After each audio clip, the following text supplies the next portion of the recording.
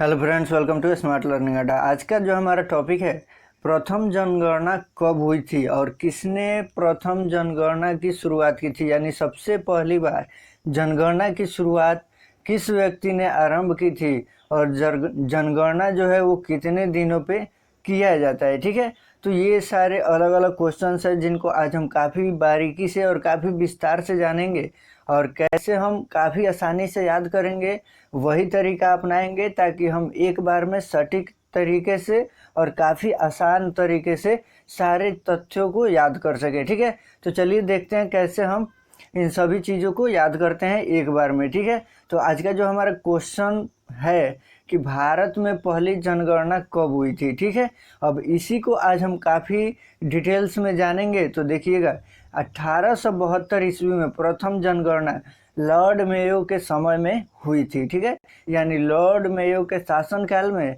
सबसे पहले भारत में जनगणना की शुरुआत होती है। लेकिन नियमित रूप से जो ये जनगणना की शुरुआत होती है, 10 वर्षीय जनगणना जिसको हम कहते हैं, वो 1881 ईस्वी में। ठीक है, यानी अब 1872 में सबसे पहले हुआ था, लेकिन 1881 में जो है ये नियमित रूप से चालू हो गया कि आज से हर 10 वर्ष पे क्या होगा, नियमित रूप से जनगणना किया जाएगा। ठीक है, तो ये लॉर्ड रिपन के समय में नियमित रूप से जनगणना कराने का सिलसिला चालू हुआ। ठीक है, कब?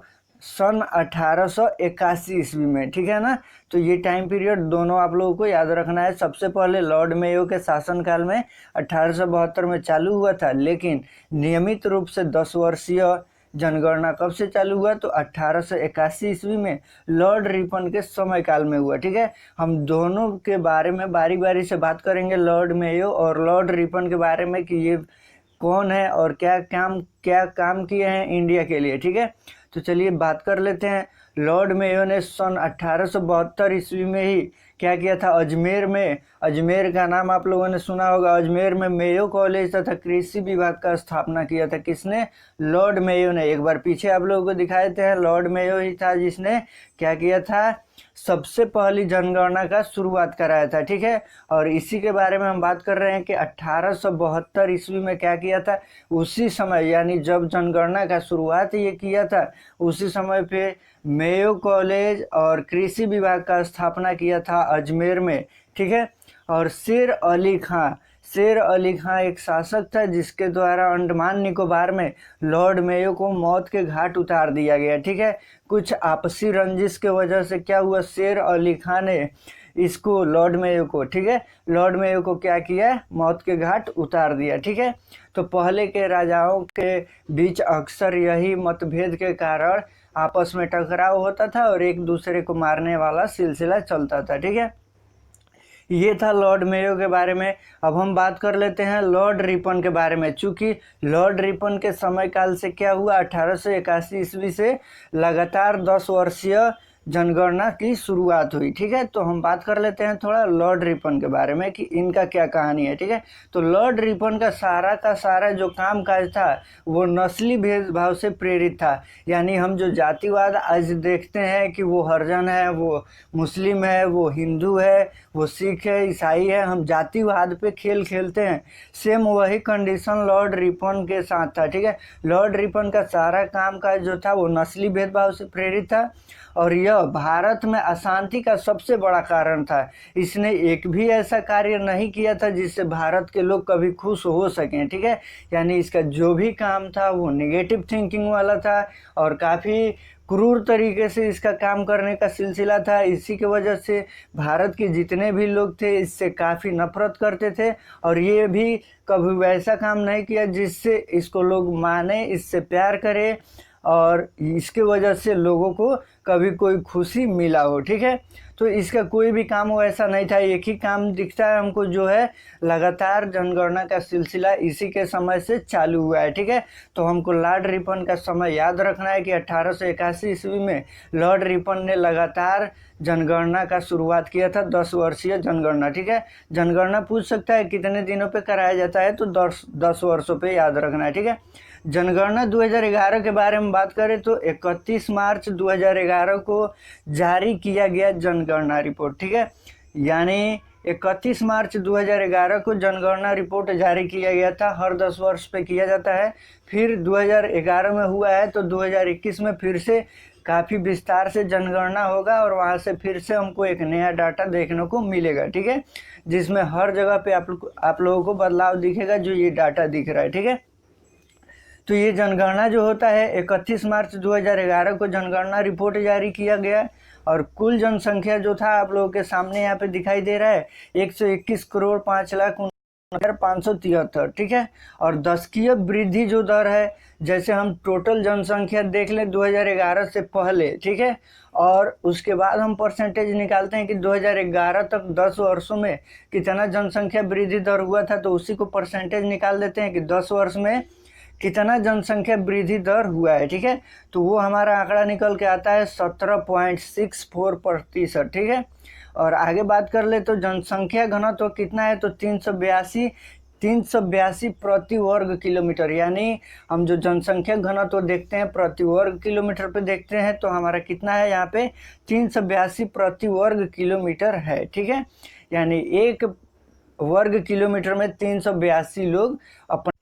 आगे हम बात करें तो जनसंख्या घनत्व के बाद हमारा आता है कुल पुरुषों की संख्या, यानी अब हम टोटल जनसंख्या में से क्या कर रहे हैं, कुल पुरुषों की जनसंख्या को अलग कर रहे हैं। तो हमारा क्या मिलता है आंकड़ा कि 62,31,21,883 पुरुषों का संख्या है और महिलाओं का संख्या कितना है 58,74,47,730। ये महिलाओं का आंकड़ा है, ठीक है। आप लोग देख सकते हैं कितना का अंतर आ रहा है पुरुषों और महिलाओं के बीच में, ठीक है। और यही हमारा आगे चल के दिखाता है कि जो 1000 पे हमारा महिलाओं का संख्या आता है 1000 पुरुषों पे, वो कितने डिफरेंसेस आते हैं उसमें, ठीक है। अब यहाँ पे देखिएगा, अब टोटल आंकड़े का हमने प्रतिशत निकाला तो 51.47% पुरुषों की जनसंख्या है और 48.48% महिलाओं की जनसंख्या है, ठीक है। और टोटल हम बात कर ले साक्षरता के बारे में कि ओवरऑल 100% साक्षरता कितना है भारत में, तो 72.99% कितना है साक्षरता है, ठीक है। यानी 72.99% हमको टोटल साक्षरता देखने को मिलता है भारत में। बाकी जितने लोग हैं वो अशिक्षित हैं, आप लोग यहाँ से समझ सकते हैं, ठीक है। आगे देखिए पुरुषों की साक्षरता कितनी है। अब ये जो हम आपने अभी आपको आंकड़ा दिखाया 72.99%, इसी पे हम ये हमारा 100% है और इसी पे हम निकाल रहे हैं तो उसमें से हमको मिलता है 80.89% पुरुषों की साक्षरता दर और महिलाओं की साक्षरता दर कितना देखने को मिलता है, तो 64.64% हमको देखने को मिलता है, ठीक है।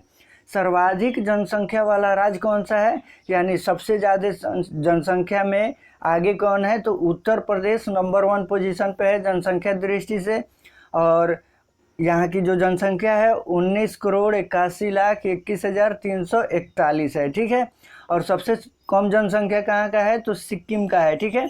अगर आप लोग मैप पे देखिएगा तो मैप पे आप लोगों को दिखाई देगा एक छोटा सा राज्य है सिक्किम, ठीक है, जो एक कोने में पड़ा रहता है, दिखाई नहीं देता है, काफ़ी बारीकी से देखना पड़ता है, ठीक है। और सिक्किम का जनसंख्या कितना है, तो 6,10,577 इसका जनसंख्या है, ठीक है। काफ़ी छोटा राज्य है ये, ठीक है। आगे बात कर लेते हैं तो अब आते हैं केंद्र शासित प्रदेशों के बारे में, ठीक है। यानी केंद्र शासित प्रदेशों से कैसे प्रश्न आता है और इसमें कौन सा है नंबर 1 पोजीशन पे, तो सबसे अधिक जनसंख्या दर जो है केंद्र शासित प्रदेशों में दिल्ली का है, ठीक है। कितना है 1,67,87,941, ठीक है। और सबसे कम जनसंख्या दर किसका है केंद्र शासित प्रदेशों में, तो लक्षद्वीप का। लक्षद्वीप भी एक केंद्र शासित प्रदेश है और यहाँ का जनसंख्या जो है वो कितना है 64,473, ठीक है। आगे देखिएगा, अब सर्वाधिक लिंग अनुपात का बात हो रहा है कि सबसे ज़्यादा लिंग अनुपात किस राज्य का है, तो 1048 लेकर के केरल नंबर 1 पोजीशन पे है। यहाँ पे क्या है सबसे ज़्यादा लड़कियों की जनसंख्या है, यानी 1000 पुरुषों पे 1084 लड़कियां हैं, ठीक है। अब यहाँ पे देखिएगा हम हमेशा 1000 पे ही काउंट करते हैं लिंगानुपात को, ठीक है। अब हरियाणा में देखिएगा, हरियाणा में केवल 875 ही है प्रति 1000 पे, ठीक है। और सर्वाधिक साक्षरता केरल में है। केरल में। अब देखिएगा सर्वाधिक लिंगानुपात केरल में, सर्वाधिक साक्षरता केरल में। चूँकि यहाँ के लोग शिक्षित हैं इसीलिए यहाँ पे लड़कियों की जनसंख्या भी काफ़ी ज़्यादा देखने को मिलती है और यहाँ पे साक्षरता दर भी काफ़ी ज़्यादा देखने को मिलती है। तो एक बार में आप लोग याद कर सकते हैं कि सर्वाधिक लिंगानुपात केरल का और सर्वाधिक साक्षरता केरल का, ठीक है। तो ऐसे हम लोगों को एक बार में देख के चलना है कि कहाँ से मेन पॉइंट पूछ रहा है, उन सभी को एक ही बार में याद कर जाना है। न्यूनतम साक्षरता दर किसका है, तो बिहार का है। बिहार अभी भी साक्षरता में काफ़ी पीछे है, लेकिन यहाँ से IAS IPS हम लोग देखते हैं सबसे ज़्यादा निकलते हैं, लेकिन फिर भी शिक्षा दर में काफ़ी ज़्यादा यहाँ पे कमी है, जिसको बढ़ाने की काफ़ी ज़्यादा आवश्यकता है, ठीक है। तो इस वीडियो में हम इतना ही बात करेंगे, इससे ज़्यादा प्रश्न नहीं पूछता है जनसंख्या से। आई होप आप लोगों को वीडियो पसंद आया होगा। अगर वीडियो पसंद आए तो वीडियो को लाइक कीजिए, दोस्तों के साथ शेयर कीजिए और चैनल को सब्सक्राइब करके बेल आइकन दबाना नहीं भूलिए, ताकि आप हमारे चैनल के साथ जुड़ सके और आपको नया वीडियो सबसे पहले मिल सके। मिलते हैं एक और वीडियो में, तब तक के लिए धन्यवाद।